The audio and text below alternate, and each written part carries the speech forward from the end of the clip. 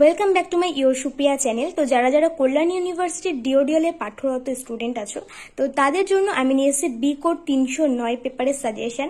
তো যারা যারা এখনো পড়াশোনা করোনি, তোমাদের সামনে এক্সাম 22 তারিখ থেকে, তো আশা করি তোমাদের এই সাজেশনটা খুবই হেল্পফুল হবে। আর তোমরা যদি এই সাজেশনগুলো দেখে পড়ে যাও, আমি বলছি তোমরা এক্সাম হলে গিয়ে দেখতে পাবে তোমরা 4টে কোয়েশ্চেনই কমন পেয়ে যাবে। তো এটা আমার বিশ্বাস। আর যদি তোমরা এই সাজেশন দেখে কমন না পাও, তাহলে তোমরা গিয়ে আমার এই ভিডিওতে এসে কমেন্ট করতেই পারো। আমার অ্যাকাউন্টে তোমার এই ভিডিওটা থাকবে, ডিলিট আমি করবো না। তো কমেন্ট বক্সে এসে কমেন্ট করে যাও যে তোমরা কমন পেয়েছো কি পাওনি।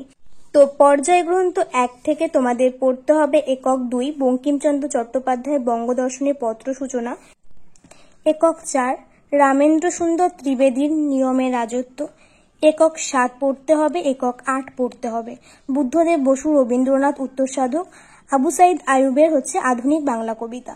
তার মধ্যে তোমাদের পাশ্চাত্য থেকে স্বামী বিবেকানন্দের যেটা, সেখান থেকে তোমাদের আমি এটা দিচ্ছি একক 9 পাশ্চাত্যের যে ধর্ম মোক্ষটা আছে, তার সাথে তোমরা পড়বে একক 11 আহার পানীয়টা তোমরা পড়েছো, আহার পানীয়টা ভেরি ইম্পর্টেন্ট।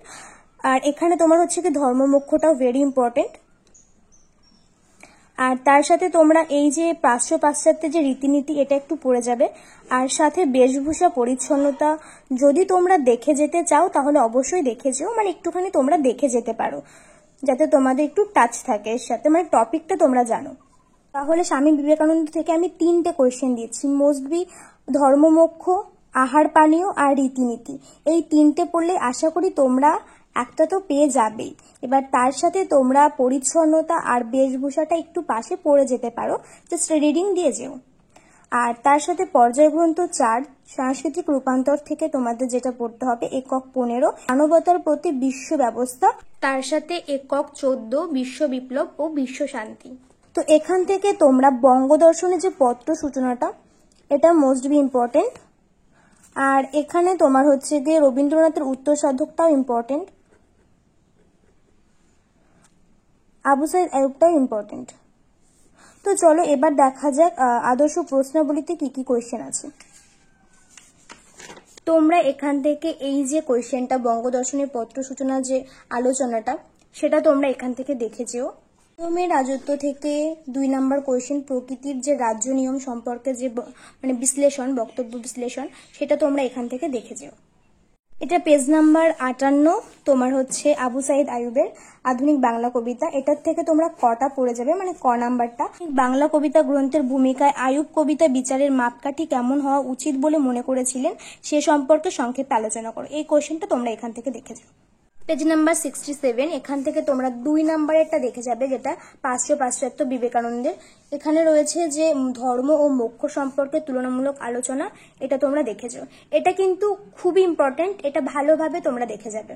এখান থেকে তোমরা পেজ নাম্বার আছে 83, এখান থেকে তোমরা পাশ্চাত্যের যে আহার পানীয়, তার সাথে তোমরা গিয়ে পরিচ্ছন্নতা বেশভূষাটা একটু দেখেছো, মোট কথা এটাই বেশি ইম্পর্টেন্ট। তোমরা এটা খুব ভালোভাবে পড়ে যাবে। আর এই দুটো তোমরা জাস্ট একটুখানি টপিকগুলো পড়ে যেতে পারো। পেজ নাম্বার 87, এখান থেকে তোমরা পাশ্চাত্যের যে রীতিনীতি, এই রীতিনীতিটা তোমরা একটু পড়ে যাও। পেজ নাম্বার 105, 1 নাম্বার কোয়েশ্চেনটা দেখে যাবে, সাংস্কৃতিক সংজ্ঞা নিরূপ।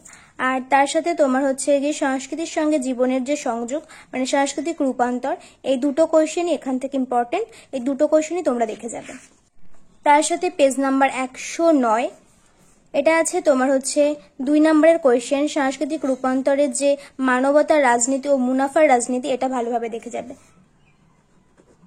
তোমাদের মোট কথা পড়তে হবে বঙ্গদর্শনের পত্র সূচনা, নিয়মের রাজত্ব, তার সাথে রবীন্দ্রনাথ উত্তর সাধক, আধুনিক বাংলা কবিতা, তার সাথে পড়তে হবে পাশ্চাত্যের স্বামী বিবেকানন্দের ধর্ম মোক্ষ, আহার পানীয়, রীতিনীতি। তার সাথে পড়বে সাংস্কৃতিক রূপান্তর গোপাল হালদারের, বিশ্ব বিপ্লব ও বিশ্ব শান্তি ও মানবতার প্রতি বিশ্ব ব্যবস্থা।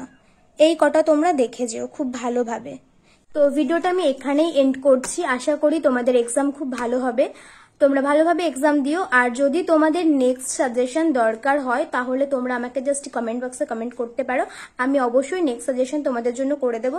আর এক্সাম কেমন হয়েছে আমাকে কমেন্ট করে জানিও।